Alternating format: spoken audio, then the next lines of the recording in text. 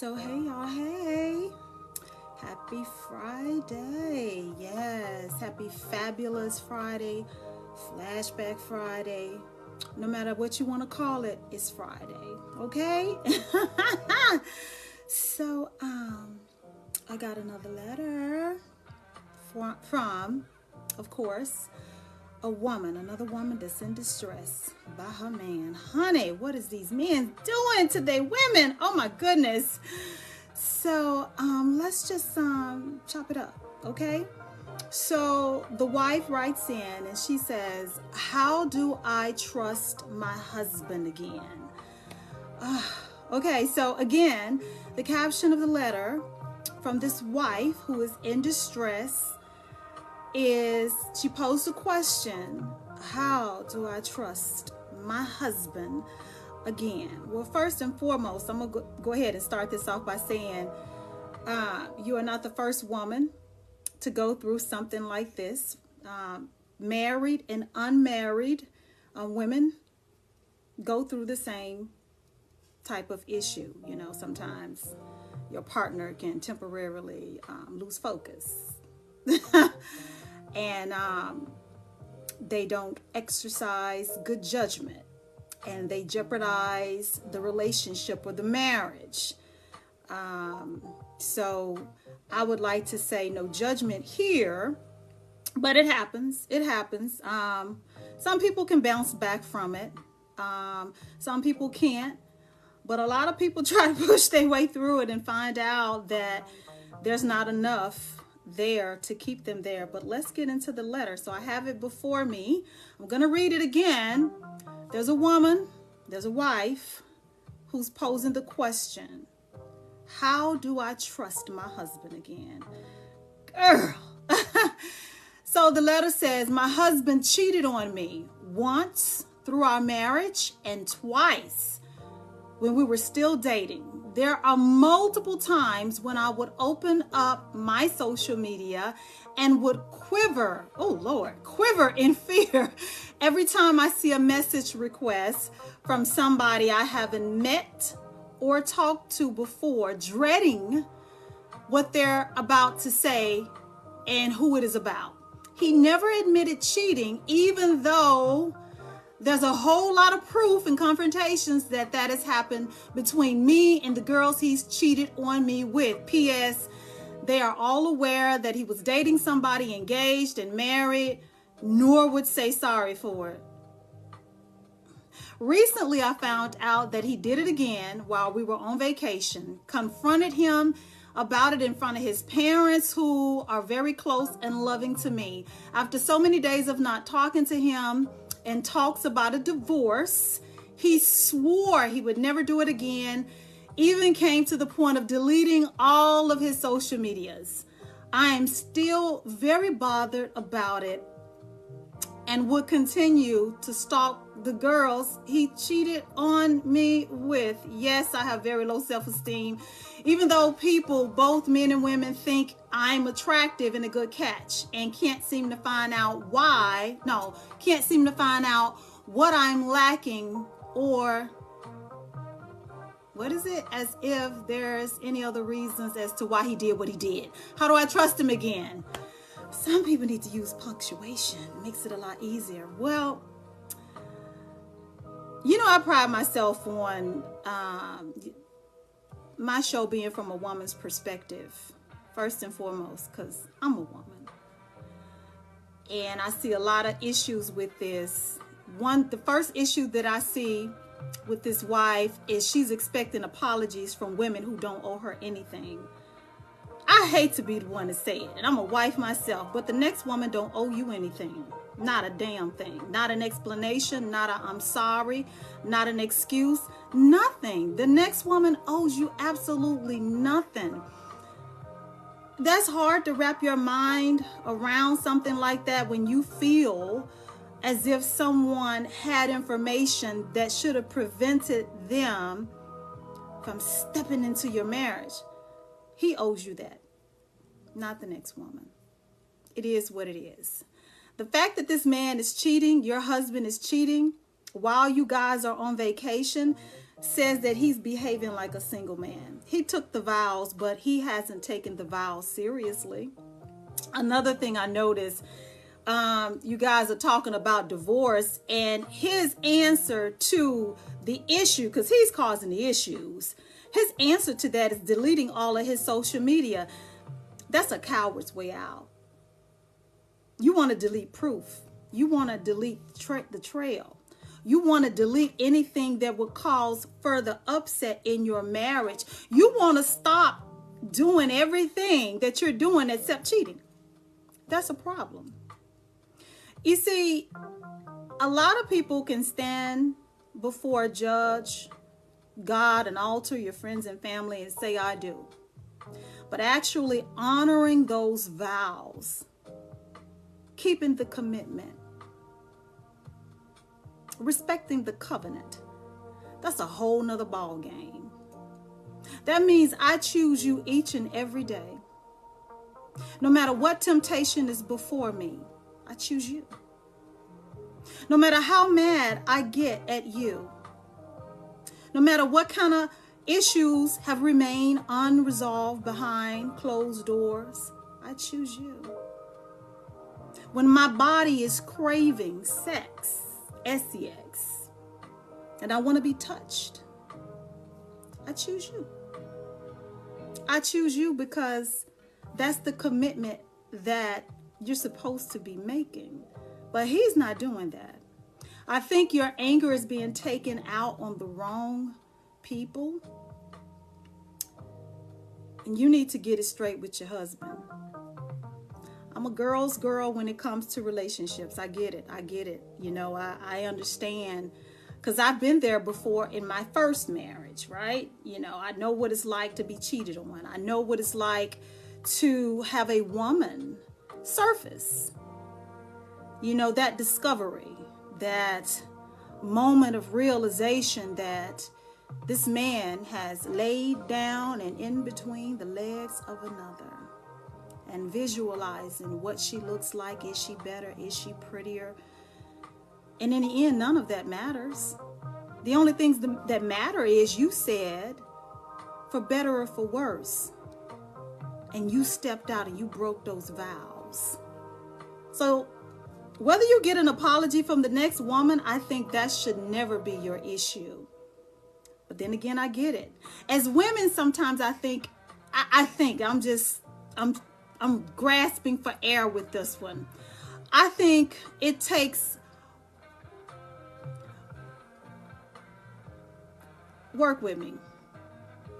Only another woman knows how another woman feels when her heart is broken, when she's been betrayed. It's certain things that women go through that only a woman would understand, right? I'm trying to see her point of view. So if you as a woman know what it feels like to have your heart broke as a woman, to be betrayed by your spouse, your man, your significant other, your lover, your bae, your boo, whatever label they possess, if you know what that feels like to be betrayed, and you know what that pain feels like, then how can you as a woman do that to another woman intentionally? So from that mindset, I get it. But if I could say something to you, if you was my girlfriend and we were sitting down having a cup of coffee in the AM or a glass of wine in the PM, I would say this to you. I would say, you know that I'm so pro relationship, so family, I'm pro marriage, I'm pro working it out within reason. I am. I'm the girl, I'm the woman you come to when shit has hit the fan and you need some encouragement. When the enemy has been after your home, your household, your family, your kids, your man, everybody, I'm the person that people usually come to. I'm pro restoration. However, I would say in this case, you got yourself a no good man. You married someone who does not value your vows, and that is unfortunate. And I would say he has the right to delete his social media. It's his account. But that's not going to fix the problem. If you are going to act on your attraction to other people during the duration of the marriage, this marriage means nothing. This covenant is worthless. Because if I speaking as if I'm the wife of the letter, if I get to act on my attraction to other men, would you be so cavalier about infidelity? Because there's always going to be somebody that's more attractive, who has a better body, who's prettier, longer hair, firmer breast, or rounder behind, or slimmer waist, better career, better vocabulary, more spiritual, more uninhibited. But will you still choose me? Will you choose to honor the vows that we took, even when temptation is staring you right in the face? Because it's not what you say and do in front of my face. It's what you say and do behind my back when you think that I won't find out. That's what matters. Integrity, right? But your man, no. If you was my girlfriend, if I knew you personally, I would tell you, you got to know good husband. What you do with your marriage, that's something that's totally your choice. Again, I'm pro making it work. They say ain't nothing out here in these streets. Obviously, he's testing the waters, right, guys? Obviously, he's hell-bent on testing the waters. But I will say this as I wrap this up, because I don't want to just talk for the sake of it. Let me give you something to think about. Again, if you're just tuning in, a wife wrote in. She wants to know, how does she trust her husband? Her husband been cheating on her since they was dating. And during the marriage as well. And most recently, this man she discovered while they're on vacation. He been cheating on her during the vacation. She confronted him, had a big blowout and everything in front of his parents or whatever.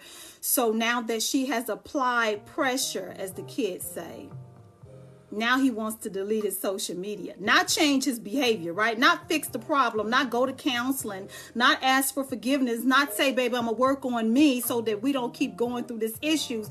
No, his answer is, I'm just going to delete social media.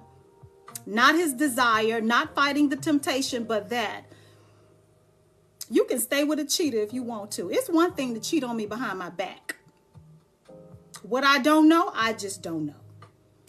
But if I have access to the fact that you're stepping out, then I have to accept all that comes with it. Need I remind you that there are STDs out there, right? Do you really want to run the risk of your husband, your husband infecting you?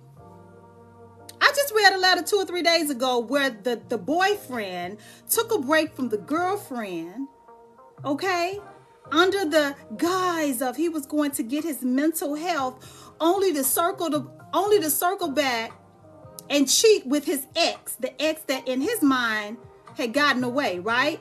And that ex ended up giving him chlamydia. So from that letter, I'm just saying, your husband, if he's stupid enough to keep cheating all through the marriage and on vacation, what you think he doing? You really think he out here buying condoms? And if he's buying condoms, then goddamn, he really putting a lot of thought into it, isn't he? That's kind of like premeditated, right? He knows what he's doing. Girl, ain't no man, there's no woman worth risking your health and your peace of mind. I said it on an Instagram post because I guess cheating is the thing now. If the only thing that's going to give you peace of mind is running to the clinic every 2 or 3 months to get yourself tested to make sure that he ain't or she ain't gave you shit, it ain't worth being in it. You can let somebody contaminate your vessel if you want to and give you something that you can't get rid of.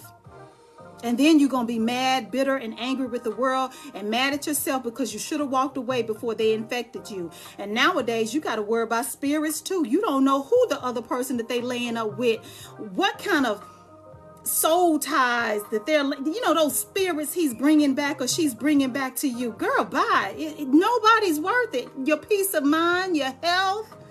Don't you want to be happy? You got people telling you how attractive you are and you can't even see it because of the bullshit that this man putting you through.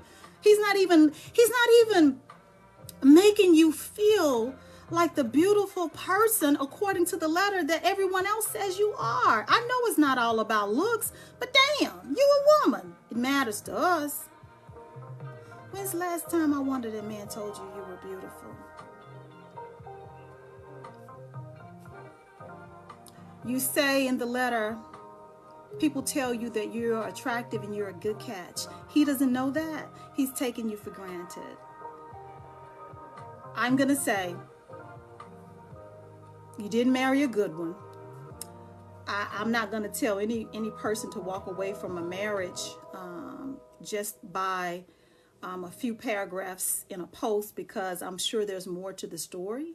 I'm not saying she's lying or anything, but you have to be careful when you talk about abandoning covenants and all that kind of stuff. I don't support that. Probably good reason to. I just don't support it. I'm going to say, if you find yourself having to ask the question, how are you going to trust them again? And they haven't presented the answers. They haven't presented, a how-to, because he broke the vows. You didn't. What do you mean? How are you going to trust him? He needs to be coming to you saying, this is how I'm going to rebuild my trust with you. This is how this is what I'm going to do moving forward until you feel comfortable and you can trust me again. That's the start. People are so quick out here to, break vows, break trust, mess up commitments, and then just want to act like they clueless and don't have a damn clue about how to fix it. Well, damn. Really? You don't know how to fix it? You know how to fuck it up, but you don't know how to fix it. You're just the brightest bulb in the bunch. Wow. But I say to you, if you do choose to stick it out, let me just tell you this. I want you to be smart about this thing. I'm not co-signing on you sticking it out. Let me just talk to you woman to woman, to the wife that wrote the letter. If you plan on sticking this out, I need you to have a 5 to 10 minute conversation with your gynecologist, and you tell her what's going on. And you tell her that you would like to come in, schedule an appointment once a month. Make sure that you're okay. That's what I want you to do. Your gynecologist needs to be your best friend. Then I need you to go enroll into some therapy. It's not for him, it's for you. Because you communicated in your letter that you got some self-esteem issues. And honey, I need you to see the beauty in you. I need you to look in the mirror and see beyond the physical beauty that you possess to see that you're a beautiful soul. I pray that you're a beautiful soul, and just find the courage to say that I deserve better than the treatment that I'm getting right now. There's something broken inside of you that has allowed the cheating to go on from the dating phase through your marriage. So, appointment with your gynecologist, because you're going to need it, because I don't think he's going to stop cheating you. You need to make sure you're getting checked out through this process. If you plan on sticking it out, I need you to enroll in some counseling. And I need you to pick one friend that you can confide in, okay? Something like a sponsor that you can vent to. Just vent to. Once you seem to be boiling over with emotion, establish a better prayer life if that's possible, okay?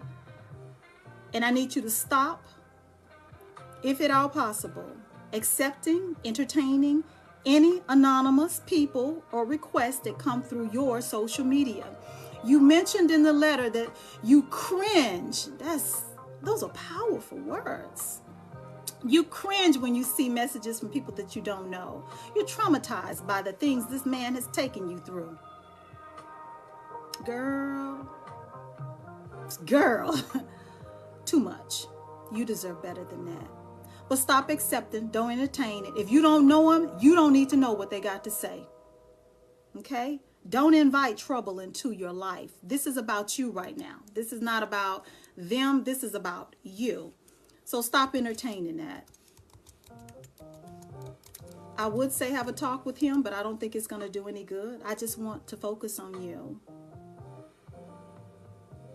Once you understand that you deserve better than what you're getting, maybe it'll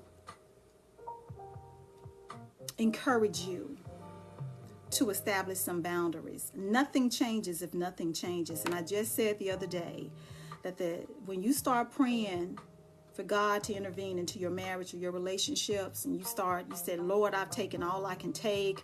I'm so tired of going through this. That I know that prayer very, very well. Second marriage. I know that very, very well. You know, when you feel like I've had it up to here, I just can't take it no more. And you start asking for changes, for the Holy Spirit to come in and change some things.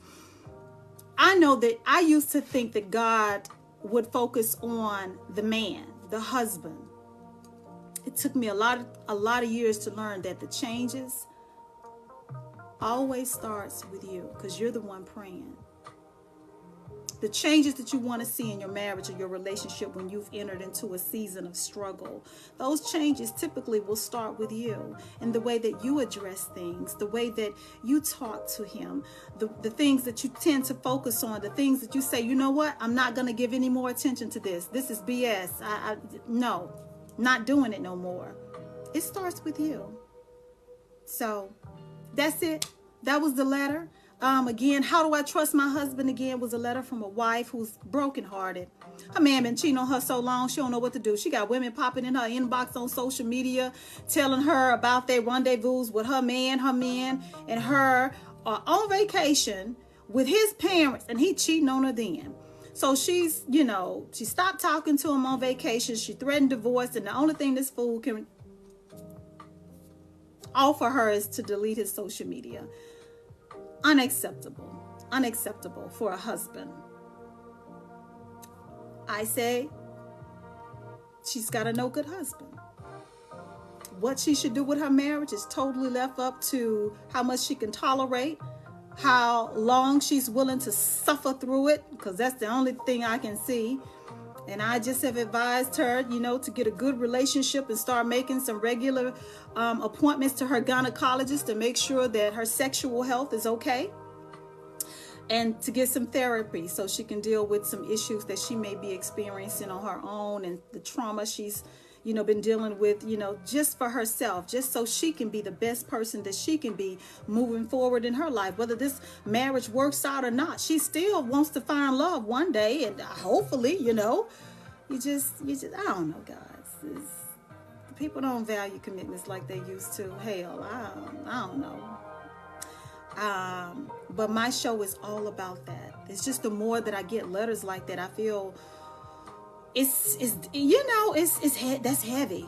That's heavy, because as a woman, you know what it feels like when if you've had your heart broken by a man, I'm just from a woman's perspective, then when another woman starts outlining her situation and she starts providing details about how she's feeling and how she's processing that pain, you know what she's going through. So my heart goes out to her. No judgment, my sister. I pray that he gets better. I pray that, that he gets it. Yeah, I pray that he gets it. I pray that, he'll stop allowing his flesh to take over, that he'll see the beauty in the person that he chose to have his last name, share his life with, spend his life with, and stop throwing it away, because one day you may wake up and decide enough is enough. I've had enough. Been there before, done that one. And that's not an easy point to get to. That's what I need to talk about one day. Because there's even a time, and I'm going to say this and I'm going to leave. I promise I'm going to leave. This is the story of my life, child. People, I'd be talking and I'd be like, I just talk. But even God gets to a point when God says enough. Enough. I just pray that he wakes up before you decide enough. I've had enough of your BS. I've had enough of you breaking these vows. I've had enough of you breaking my heart. I've had enough of your BS. So, with all of that being said, my name is Angela Portareal. I am the Diva, the DivaSpeaks Relationships Podcast, like the audio podcast, the talk show, the televised talk show. It's on TV. Comes on tonight on Spectrum Cable, AT&T UVERSE, and I do have my own Roku channel, the DivaSpeaks Relationships Roku channel. It's just too much. My list is too long. I ain't tooting my own horn today. My heart goes out to this sister. So, if you know me, you know me. If you don't, I'll see you again. We on TikTok together, right? I hope that everybody's having a fantastic Friday. And for those of you who may be experiencing any type of season of struggle in your relationship and you just want God's best for it, you want things to get better, I'm going to tell you what you need to do. You need to keep praying about it. You need to take ownership of the things that you've done to contribute to the relationship getting in whatever shape it may be in, because it takes two people. It takes two people. You may not be the one, bearing the bulk of, responsibility for what has went wrong, but you've played a part somehow or another, even if by not addressing things, not establishing boundaries, holding back just for the sake of keeping the peace, not saying something when you should have said something. You like, I'm just going to be the peacekeeper and let stuff just run on and run amok, even if, you got to do that, I just pray that things get better, because things are getting a lot worse in this world, and we all need somebody. We all need somebody. We all need somebody. Ain't nothing like being loved properly and corrected and consistently. There's nothing like it. All the money in the world, the fattest bank account in the world, the most luxurious car and penthouse you can possess will never beat the feeling of laying in the arms of a person that you love. Someone that you actually love, making love to you, okay, and professing their love for you. So I would just encourage if there's anybody out there going through something, I just pray it gets better. And I pray that, you take the steps, to help it get better, and that you understand that it may have taken you a little while to get where you are. So don't set unrealistic expectations of when your season of struggle may be over. You may not come out of that storm in 2 to 3 business days like you want. You want to snap your fingers and it get better. Don't work like that. You're dealing with another person and their will and their beliefs, their stubbornness. So be prepared to fight for your relationship if you know it's something they're worth fighting for. All right? Happy Friday, beautiful people. I'm out.